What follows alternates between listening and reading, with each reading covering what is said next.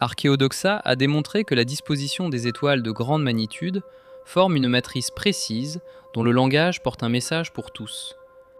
Notre humanité se retrouve donc à l'aube d'une révolution. Cet astromitra semble avoir été connu depuis le Paléolithique. Certains scientifiques seront certainement étonnés par cette structure céleste. Nous invitons donc les mathématiciens à vérifier la probabilité que l'astromitra soit intentionnel ou le simple fruit du hasard. Voilà la structure en question, telle qu'elle s'impose dans notre ciel terrestre. Voyez-vous des lignes colorées reliant les étoiles de grande magnitude? Les distances angulaires entre grandes étoiles ont de quoi nous étonner. Pour la comprendre, il faut en décomposer la géométrie en deux matrices distinctes, l'astromitra écliptique et l'astromitra galactique. L'astromitra écliptique est basé sur l'horizon du système solaire. Vu de notre ciel terrestre, c'est la ligne écliptique comme un équateur. Les méridiens de cet équateur écliptique convergent tous vers les pôles nord et sud de l'écliptique. L'astromitra galactique est basé sur notre galaxie avec un équateur, ses deux pôles et ses méridiens, ici en vert. Dans notre ciel terrestre, cet équateur est la Voie lactée. Pour résumer, l'astromitra écliptique se base sur l'écliptique du système solaire, et l'astromitra galactique se base sur l'horizon de la Voie lactée, notre galaxie. Tout au long de nos vidéos, nous utilisons la couleur orange pour la grille écliptique et la verte pour la grille galactique. Ce sont les couleurs communément utilisées dans les programmes d'astronomie.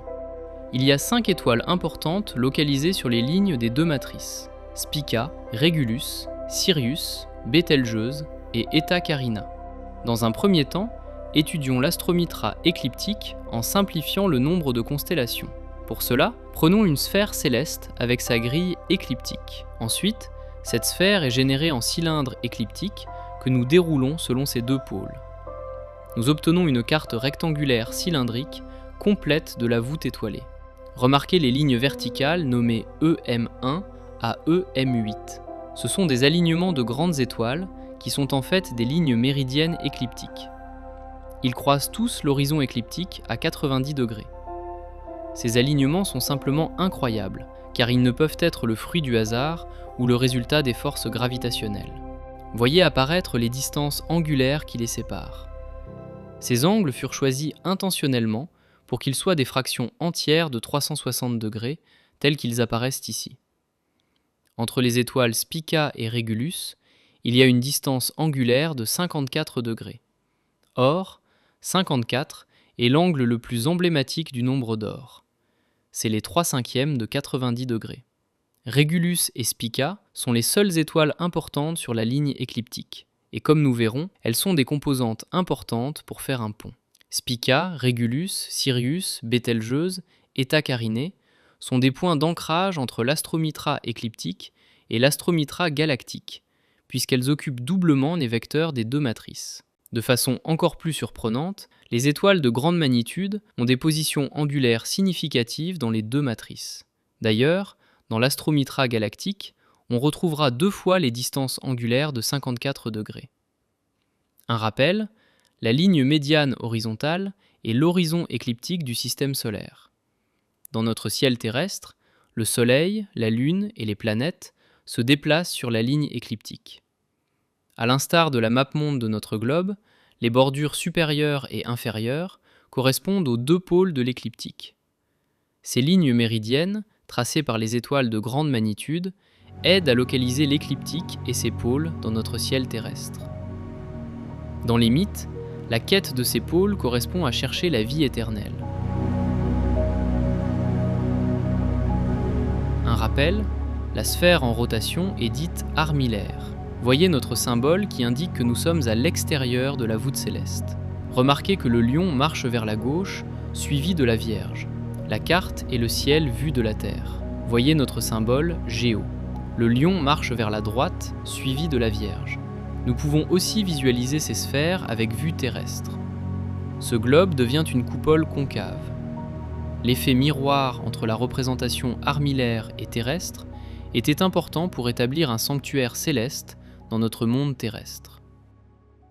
Revenons à l'astromitra dans sa totalité. Comme nous avons souligné, l'astromitra écliptique s'imbrique avec l'astromitra galactique. Ces deux structures ont chacune leur grille qui s'épousent de façon bien précise. Cette animation présente partiellement les deux grilles. En orange, la grille écliptique avec son écliptique et ses deux pôles, et en vert, la grille galactique avec la ligne galactique de la Voie lactée et ses deux pôles. Rappelons que la ligne galactique est notre galaxie, la Voie lactée, vue sur sa tranche dans notre ciel terrestre. Ce plan est incliné de 60 degrés avec l'écliptique de notre système solaire. Maintenant, concentrons-nous sur la structure galactique. Faisons apparaître sa grille galactique sur une simple sphère, puis déroulons la sphère en carte rectangulaire. On voit la ligne écliptique.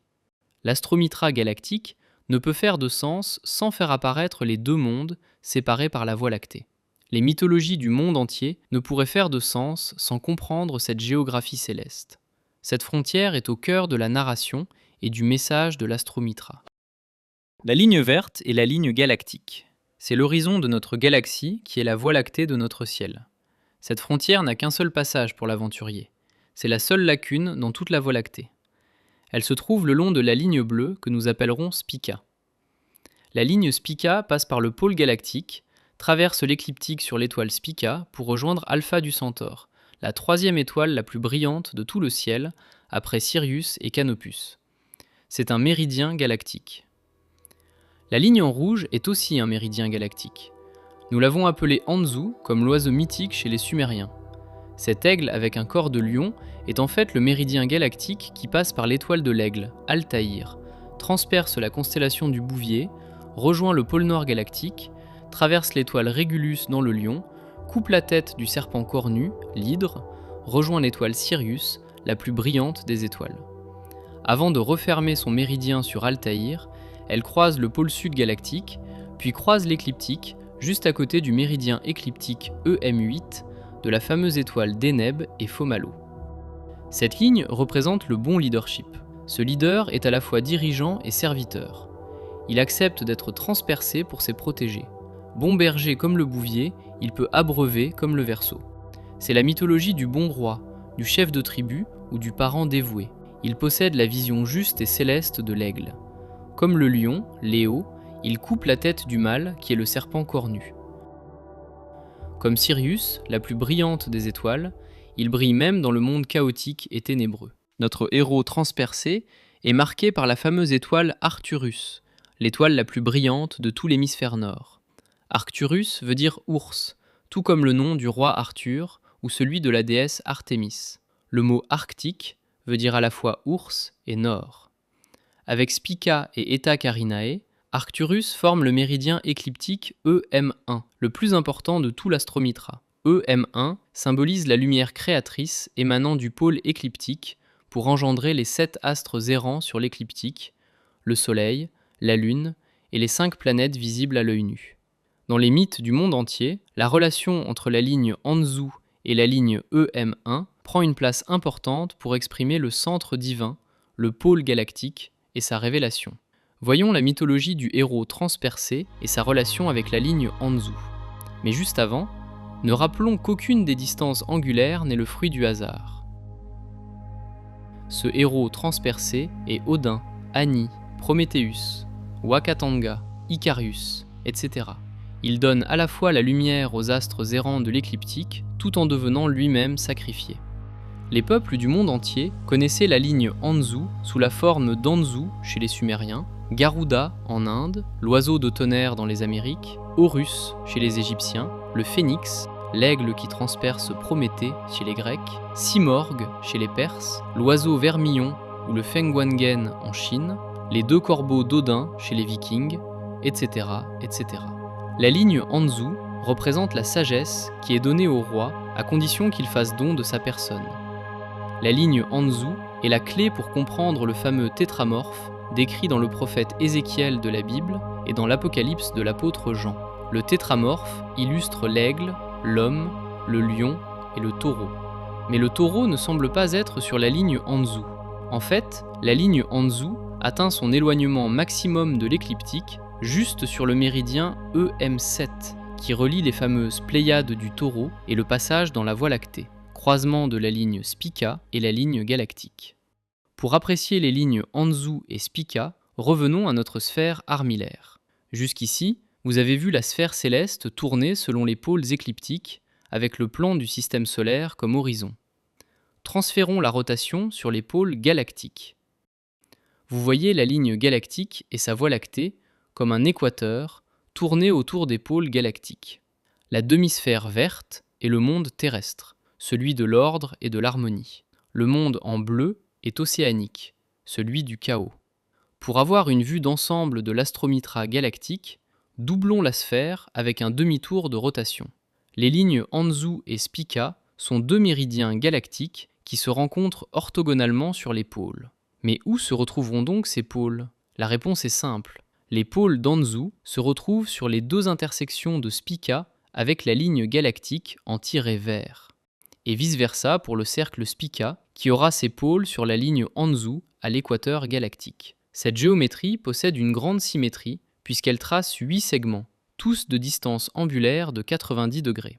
Remarque, l'emplacement des pôles rouges du cercle et les pôles bleus du cercle bleu. L'astromitra galactique n'est pas sans rappeler ce qu'on appelle une bipyramide orthorhombique. Ce sont deux pyramides juxtaposées sur leur base, dont leurs 6 points s'insèrent dans la sphère céleste. Finalement, Alpha du Centaure, sur la ligne Spica, est le pôle du cercle Anzu. Le passage dans la Voie lactée sur la ligne Spica est le pôle du cercle Anzu. Sur la ligne Anzu, Altair et Sirius auraient pu être des pôles du cercle Spica, mais elles sont plutôt situées à 9 degrés sud sur le parallèle jaune galactique. Bételgeuse aussi est sur ce parallèle jaune. En passant, Bételgeuse fait la manchette des nouvelles car elle présente les signes d'une éventuelle nova. En passant, Bételgeuse forme méridien EM4 avec Polaris, la seule étoile importante sur le cercle de précession. Parlant d'écliptique, ajoutons cette ligne ici, en orange, croisant l'étoile Spica et Régulus. Puis ajoutons la mitra écliptique et arrêtons-nous sur les étoiles Spica et Régulus pour contempler la symétrie de l'astromitra. Dans notre vidéo précédente, nous avons montré comment un seau à anse articulée est l'exemple idéal pour expliquer la géométrie sphérique. Voyez l'Apkallu sumérien qui tient un seau dans sa main gauche. Remarquez le cône de pin dans sa main droite. Les cônes de pin sont idéaux pour enseigner le nombre d'or, comme l'angle 54. 4000 ans avant notre ère, le grand cercle Anzu a certainement marqué l'esprit des Sumériens puisqu'il s'inclinait parfaitement sur l'horizon comme notre seau à anse. Sirius, Régulus et Altaïr se donnaient tous rendez-vous sur l'horizon en même temps. Au même moment, la Voie lactée traversait verticalement le ciel, tout comme la ligne Spica. Le fameux passage sur Spica était alors au zénith. Le monde terrestre et océanique céleste avaient chacun leur moitié du ciel, comme le yin-yang des Chinois. Avec la précession des équinoxes, ce phénomène a disparu en Mésopotamie. Mais aujourd'hui, nous pouvons l'observer au nord, autour du 58e parallèle.